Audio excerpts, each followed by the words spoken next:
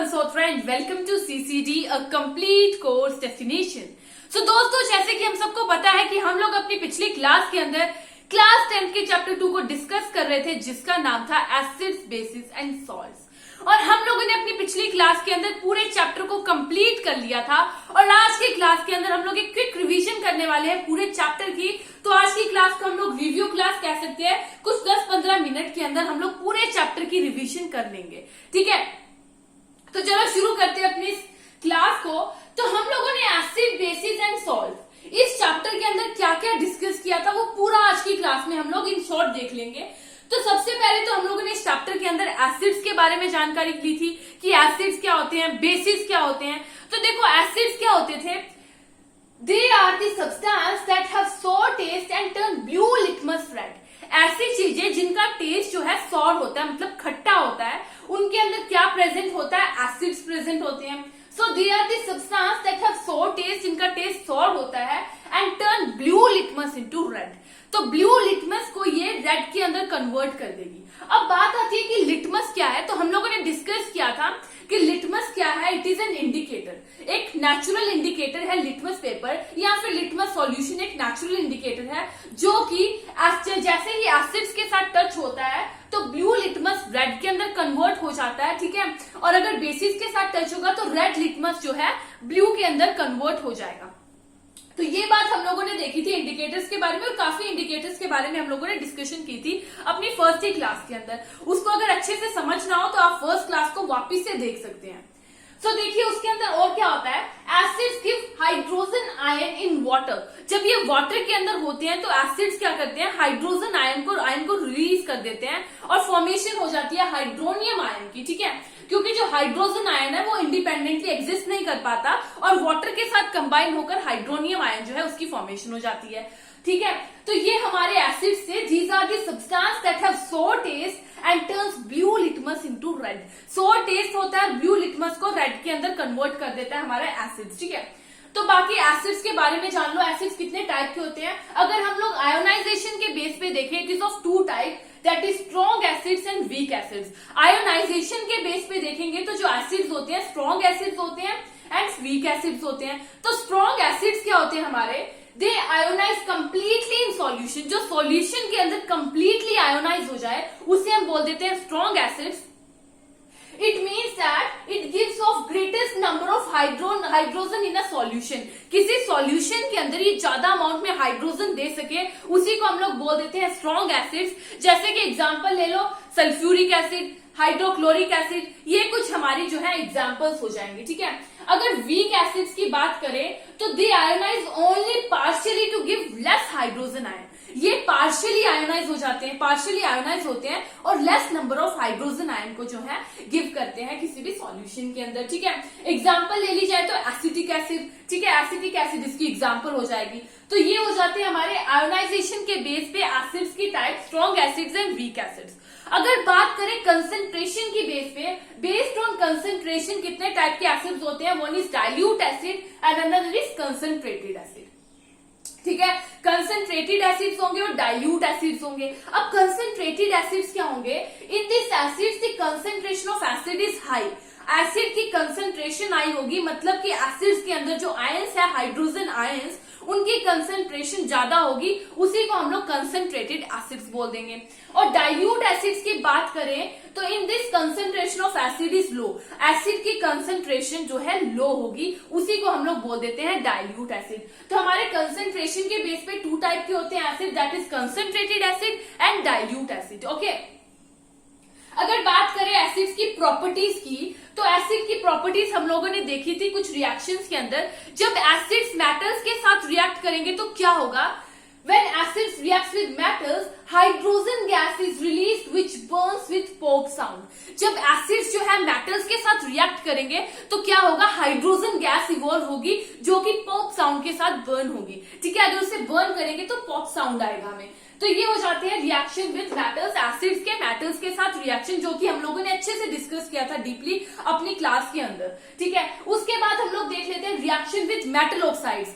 क्या होगा जब एसिड्स की रिएक्शंस होगी मेटल ऑक्साइड्स के साथ। देखो जब एसिड्स रिएक्ट करेंगे मेटल ऑक्साइड्स के साथ तो हमारे पास प्रोडक्ट एज अ प्रोडक्ट क्या आएगा, हमारे पास एज अ प्रोडक्ट आएगा सॉल्ट एंड वाटर। ठीक है, तो रिएक्शन विद मेटल ऑक्साइड्स क्या होगा, salt and water are produced. जब इनकी रिएक्शन होगी तो वाटर, हमारे पास वाटर और सॉल्ट की फॉर्मेशन होगी एज अ प्रोडक्ट। ठीक है, अब देखिए जो हमारे मेटल ऑक्साइड्स हैं ये किसके साथ रिएक्ट कर रहे हैं, एसिड्स के साथ। वहीं अगर हम लोग एसिड्स की रिएक्शन देखें बेस के साथ, जो हमारे एसिड्स होते हैं और जो हमारे बेस होते हैं, जब ये दोनों रिएक्ट करेंगे तो क्या होता है, हमारे पास एक न्यूट्रलाइजेशन रिएक्शन आती है। ये दोनों एक दूसरे के इफेक्ट को खत्म कर देते हैं और फॉर्मेशन हो जाती है वाटर की एंड सॉल्ट की। ठीक है, मतलब कि हमें एज अ प्रोडक्ट क्या मिल रहा था, वाटर एंड सॉल्ट, जो कि हमें सिमिलर प्रोडक्ट मिल रहा है यहाँ पर मेटल ऑक्साइड के साथ। जब एसिड्स रिएक्ट कर रहे हैं तो हमें as a product salt and water मिल रहा है। इसका मतलब क्या हुआ कि ये रिएक्शन जो है एसिड और बेस की रिएक्शन जैसी ही है, मतलब कि एसिड्स मेटल ऑक्साइड्स के साथ रिएक्ट कर रहे हैं और जो हमारे मेटल ऑक्साइड्स है वो क्या है, बेसिक नेचर के हैं। मतलब कि हमारे मेटल ऑक्साइड कौन से नेचर के होते हैं, बेसिक नेचर के होते हैं मेटल ऑक्साइड। ठीक है, इतना यहां तक क्लियर है। उसके बाद हम लोगों ने देखा था reaction with carbonates and hydrogen carbonates. क्या होगा जब एसिड्स रिएक्ट करेंगे कार्बोनेट्स या फिर हाइड्रोजन कार्बोनेट्स के साथ, तो CO2 gas is released which turns lime water milky. जब मेटल जो हमारा एसिड्स है जब कार्बोनेट्स या हाइड्रोजन कार्बोनेट्स के साथ रिएक्ट करेंगे तो कार्बन डाइऑक्साइड गैस रिलीज होगी जो कि टर्न कर देगी लाइम वाटर को मिल्की में। ठीक है, ये भी हो गया। अब उसके बाद देख लेते हैं डाइल्यूशन क्या होता है, एसिड्स की डाइल्यूशन वो क्या होती है। So acids are diluted by adding acid to water. जब हम लोग एसिड्स को वाटर के अंदर ऐड कर दें तो उसकी डाइल्यूशन हो जाएगी और ये प्रोसेस जो होगा हाईली एक्सोथर्मिक होगा। This process is highly exothermic, large amount में हीट जो है प्रोड्यूस होगी इस प्रोसेस के अंदर। ठीक है, so acids are diluted by adding acids to water as the reaction is highly exothermic। और जो रिएक्शन होगी बहुत ज्यादा एक्सोथर्मिक रिएक्शन होगी। ठीक है, तो पता चल गया डाइल्यूशन क्या होता है, जब हम लोग एसिड्स को वाटर के अंदर ऐड करेंगे तो उसे ही बोल देते हैं एसिड्स की डाइल्यूशन। उसके बाद हम लोग देख लेते हैं इलेक्ट्रिकल कंडक्टेंस। कैसी कंडक्टेंस होती है एसिड की, तो जो हमारे एसिड्स होते हैं they are good conductor of electricity because of the presence of hydrogen ion. जो हाइड्रोजन आयन उसके अंदर प्रेजेंट है उसकी वजह से जो हमारे एसिड्स होंगे वो इलेक्ट्रिकल कंडक्टर होंगे, अच्छे कंडक्टर होंगे इलेक्ट्रिसिटी के। These conduct electricity in aqueous solution. Aqueous solution जो है इलेक्ट्रिसिटी को कंडक्ट करेगी जब एसिड्स जो एक्वस सॉल्यूशन में होंगे because of presence of hydrogen ion. Because जो हाइड्रोजन आयन है वही इलेक्ट्रिसिटी को कैरी करेंगे। ठीक है, तो ये पूरा तो था हमारा एसिड्स के बारे में जो हम लोगों ने डिस्कस किया था अपनी क्लासेस के अंदर। उसके बाद देख लेते हैं बेसिस के बारे में। बेसिस क्या थे, These are substance have bitter taste and turns red litmus blue। ऐसे सब्सटेंस जिनका टेस्ट बिटर है, ठीक है, कड़वा टेस्ट है और उसी के साथ साथ ये जो रेड लिटमस को ब्लू के अंदर चेंज कर देते हैं वो क्या होते हैं, हमारे बेसिस होते हैं। सेकेंड थिंग देख ले तो they gives hydroxide ion in aqueous solution.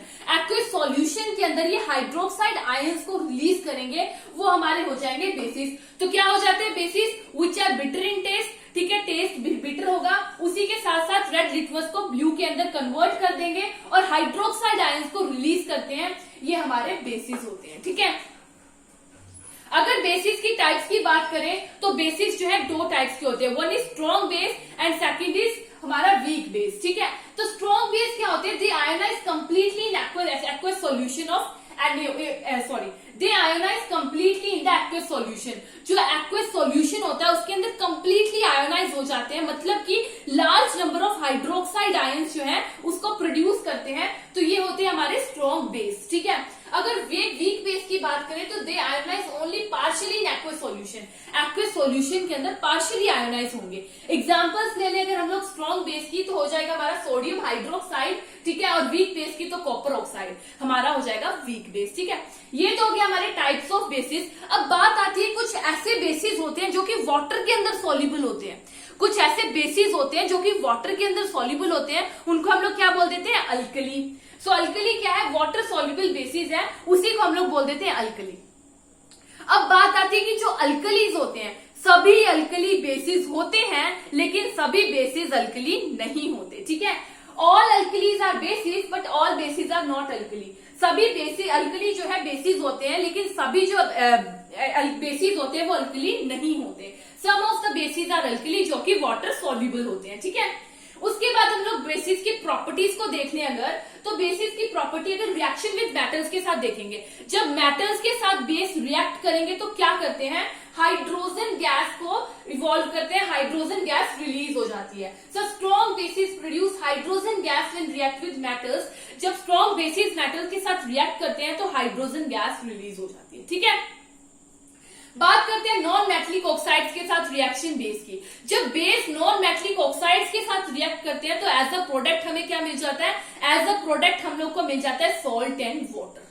तो देखिए ये रिएक्शन भी उसकी जैसी हुई। जब हम लोग एसिड्स की और बेस की रिएक्शन करते थे तो हमारे पास एज अ प्रोडक्ट क्या आता था, एसिड्स और बेस को रिएक्ट करने हैं तो वो एक दूसरे को न्यूट्रलाइज करते थे और उसे न्यूट्रलाइजेशन रिएक्शन कहते थे। एज अ प्रोडक्ट हमारे पास सॉल्ट एंड वाटर फॉर्म होता था। तो वही चीज यहाँ पर हो रही है, सॉल्ट एंड वाटर फॉर्म हो रहा है और रिएक्ट कौन कर रहा है, बेसिस। मतलब कि जो नॉन मेटलिक ऑक्साइड्स है they are acidic in nature. Non metallic oxides क्या है, एसिडिक नेचर के होते हैं, ठीक है। एग्जाम्पल ले ले अगर हम लोग तो ये देखिए यहां पर क्या हो रहा है, कॉपर ऑक्साइड जो है रिएक्ट कर रहा है, कार्बन डाइऑक्साइड रिएक्ट कर रहा है हमारे कैल्शियम हाइड्रोक्साइड के साथ और कैल्शियम सल्फेट कैल्शियम कार्बोनेट बन रहा है और उसी के साथ साथ वाटर जो है इवॉल्व हो रहा है। मतलब कि यहाँ पर जो कैल्शियम कार्बोनेट है क्या है, सॉल्ट है। सॉल्ट एंड वाटर की फॉर्मेशन हो रही है। जब कार्बन डाइऑक्साइड रिएक्ट कर रहा है हमारा कैल्शियम हाइड्रोक्साइड के साथ तो फॉर्मेशन हो रही है कैल्शियम कार्बोनेट की एंड वाटर की। और कैल्शियम कार्बोनेट क्या है हमारा, एक सॉल्ट है, ठीक है। अब बात कर लेते हैं डाइल्यूशन क्या होती है। जब हम लोग जो है बेस को मिक्स करेंगे वाटर के साथ उसी को हम लोग बोल देंगे डाइल्यूशन को। और ये प्रोसेस क्या होता है, हाईली एक्सोथर्मिक प्रोसेस होता है। मतलब कि लार्ज अमाउंट में जो हीट है वो प्रोड्यूस होती है इस प्रोसेस के दौरान। ओके, तो ये तो बात हो गई हमारी बेसिस की। हम लोगों ने एसिड्स के बारे में जाना था, बेसिस के बारे में जाना था और उसके बाद हम लोगों ने देखा था व्हाट आर सॉल्ट्स। सॉल्ट्स क्या होते हैं, तो देखो हम लोग देखते हैं कि जितनी भी रिएक्शंस है, एसिड्स और बेस जब रिएक्ट कर रहे हैं एक साथ तो सॉल्ट की फॉर्मेशन हो रही है। या फिर जितने भी रिएक्शंस है जब रिएक्शंस हो रही है तो सॉल्ट की फॉर्मेशन होती है। So what are salts, they are the product of neutralization reaction between acid and base. जब एसिड्स की और बेस की रिएक्शन होती है तो एक न्यूट्रलाइजेशन रिएक्शन होती है और उस न्यूट्रलाइजेशन रिएक्शन का हमें प्रोडक्ट मिलता है क्या, सॉल्ट्स। सॉल्ट्स उनके प्रोडक्ट्स होते हैं, ठीक है। अब बात आती है सॉल्ट्स की, तो अगर हम लोग देखें सॉल्ट्स के बारे में थोड़ी बहुत जानकारी होनी बहुत जरूरी है। तो देखिए अगर हम लोग देखते हैं हाइड्रोक्लोरिक एसिड अगर सोडियम हाइड्रोक्साइड के साथ, हाइड्रोक्लोरिक एसिड जो है सोडियम हाइड्रोक्साइड के साथ जब रिएक्ट करता है तो एज अ प्रोडक्ट हमें एक सॉल्ट मिलता है, ठीक है। एज अ प्रोडक्ट हमें एक सॉल्ट मिलता है जिसको हम लोग कहते हैं सोडियम क्लोराइड, NaCl, ठीक है। NaCl सॉल्ट अगर ध्यान से देखें तो ये वही सॉल्ट है जिसे हम अपने फूड के अंदर यूज करते हैं। मतलब कि जो NaCl है वो एक न्यूट्रल सॉल्ट होता है, ठीक है। तो मतलब कि जब स्ट्रॉन्ग एसिड और स्ट्रॉन्ग बेस रिएक्ट होंगे तो जिस सॉल्ट की फॉर्मेशन होगी वो सॉल्ट कौन सा होगा, वो एक न्यूट्रल सॉल्ट होगा जिसकी पीएच वैल्यू कितनी होगी, 7, ठीक है। उसकी पीएच वैल्यू होगी 7। उसी तरह से अगर हम लोग स्ट्रॉन्ग एसिड और वीक बेस को रिएक्ट करवाएंगे तो एक सॉल्ट की फॉर्मेशन होगी जो कि एसिडिक नेचर का होगा जिसकी पीएच वैल्यू 7 से कम होगी, ठीक है। एंड उसी तरह से अगर स्ट्रॉन्ग बेस और वीक एसिड रिएक्ट करेंगे तो हमारे पास जो प्रोडक्ट बनेगा, जो सॉल्ट बनेगा वो बेसिक नेचर का होगा जिसके पीएच वैल्यू 7 से ज्यादा होगी, ठीक है। अब बात कर लेते हैं कॉमन सॉल्ट सोडियम क्लोराइड जिसकी फॉर्मेशन हुई थी हाइड्रोक्लोरिक एसिड और सोडियम हाइड्रोक्साइड की रिएक्शन के साथ। वो एक न्यूट्रल सॉल्ट था जिसको हम लोग यूज करते हैं इन अवर फूड के अंदर यूज करते थे, ठीक है। और इसको बहुत सारी इंडस्ट्रीज के अंदर भी यूज किया जाता है काफी सारे केमिकल सब्सटेंस को ऑब्टेन करने के लिए, ठीक है। लाइक सोडियम हाइड्रोक्साइड हो गया, H2 हो गया, ठीक है, H2 गैस हो गई, Cl2 गैस हो गई, क्लोरीन गैस हो गई, ठीक है। तो सबसे पहले देख लेते हैं कास्टिक सोडा किससे बनता है। कास्टिक सोडा सोडियम हाइड्रोक्साइड भी से कह देते हैं। इसकी फॉर्मेशन हमारी कैसी होती है, तो जब हमारा सोडियम क्लोराइड जो कॉमन सोल्ट है उसके अंदर से इलेक्ट्रिसिटी पास होगी तो सोडियम क्लोराइड डिकम्पोज हो जाएगा to sodium hydroxide, sodium hydroxide के साथ डिकम्पोज हो जाएगा और इस प्रोसेस को हम लोग क्या कह देंगे, क्लोरो अल्कली प्रोसेस। इस प्रोसेस को हम लोग कह देंगे क्लोरो अल्कली प्रोसेस। तो क्लोरो अल्कली प्रोसेस इसको क्यों कहेंगे, क्योंकि देखो जब रिएक्शन हो रही थी तो हमारे पास प्रोडक्ट आया था क्लोरीन एंड सोडियम हाइड्रोक्साइड, और ये जो क्लोरो है ये स्टैंड करता है for chlorine and alkali stand for sodium hydroxide. ठीक है, इसीलिए इसको क्लोरो अल्कली प्रोसेस कह दिया जाता है। तो इसके यूजेस कहाँ कहाँ पे होते हैं, फॉर सोप मेकिंग के लिए, डिटर्जेंट मेकिंग के लिए, या फिर फाइबर पेपर वगैरह हो गए। ठीक है, अब बात कर देते हैं ब्लीचिंग पाउडर की। तो ब्लीचिंग पाउडर की फॉर्मेशन के अंदर भी जो हमारे सोडियम क्लोराइड है वो रॉ मटेरियल का काम करता है।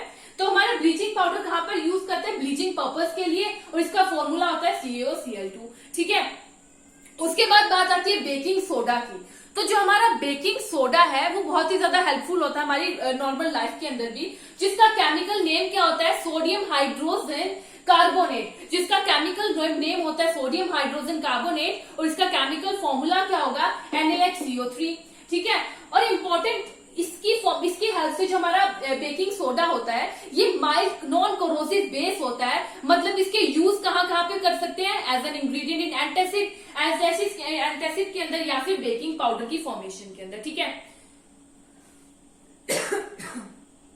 सॉरी, बेकिंग पाउडर की फॉर्मेशन के अंदर इसकी हेल्प कर लेते हैं हम लोग। ठीक है, अब बात कर लेते हैं वॉशिंग सोडा की। तो वॉशिंग सोडा के अंदर भी हमारा जो NaCl है वो एक रॉ मटेरियल का काम करता है। तो हमारा वॉशिंग सोडा जिसका केमिकल नेम होता है, केमिकल फॉर्मूला होता है Na2CO3 10H2O।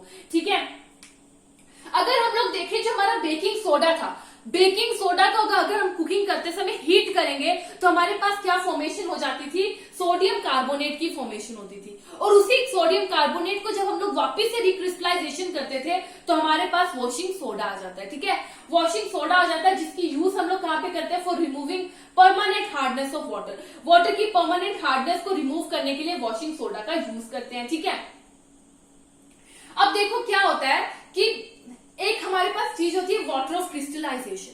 तो वाटर ऑफ क्रिस्टलाइजेशन क्या है, देखो कई सॉल्ट्स जो होते हैं दिखने में ऐसे लगते हैं कि जैसे कि ड्राई होंगे, but it contain some waters of crystallization. उसके पास कुछ वाटर के मॉलिक्यूल्स होते हैं, उसी को हम लोग बोल देते हैं water of crystallization. So some salts in the dry state also have some fixed number of water molecule. कुछ सॉल्ट्स जब ड्राई स्टेट के अंदर होंगे तब भी इसके पास कुछ वाटर मॉलिक्यूल्स होंगे जिसको हम लोग वाटर ऑफ क्रिस्टलाइजेशन कह देते हैं। और इसी की एक एग्जाम्पल है हमारा जिप्सम। जिप्सम क्या होता है, हमारा कैल्शियम सल्फेट के अंदर जो है 2 वाटर के मॉलिक्यूल्स होंगे, उसी को हम लोग बोल देंगे जिप्सम। जब जिप्सम को हम लोग हीट करेंगे टू 373 केल्विन, 373 केल्विन के ऊपर जब हम लोग जिप्सम को हीट करेंगे तो ये वाटर के मॉलिक्यूल्स को लूज कर देता है, फॉर्मेशन हो जाती है कैल्शियम सल्फेट हेमीहाइड्रेट की, जिसका फॉर्मूला होगा CaSO4 कैल्शियम सल्फेट हेमीहाइड्रेट की फॉर्मेशन हो जाती है, जिसको हम लोग बोलते हैं प्लास्टर ऑफ पेरिस। तो जो हमारा प्लास्टर ऑफ पेरिस है बहुत ही ज्यादा यूजफुल होता है, डॉक्टर्स यूज करते हैं ज्यादातर जब बोन्स वगैरह का फ्रैक्चर हो जाता है उसको प्लास्टर करने के लिए। ठीक है, तो ये हमारा हो जाता है प्लास्टर ऑफ पेरिस। तो देखो ये सब कुछ हम लोगों ने डिस्कस किया था पूरे चैप्टर के अंदर, एसिड्स के बारे में, बेसिस के बारे में, सॉल्ट्स के बारे में। तो हमारा पूरा चैप्टर कंप्लीट होता है यहीं पे, और हमारी एक क्विक रिविजन भी हो चुकी है। अपने नेक्स्ट क्लास के अंदर हम लोग अपने नेक्स्ट चैप्टर को शुरू करेंगे। ठीक है, बाकी आज की क्लास यहीं पे खत्म करते हैं। Thank you friends.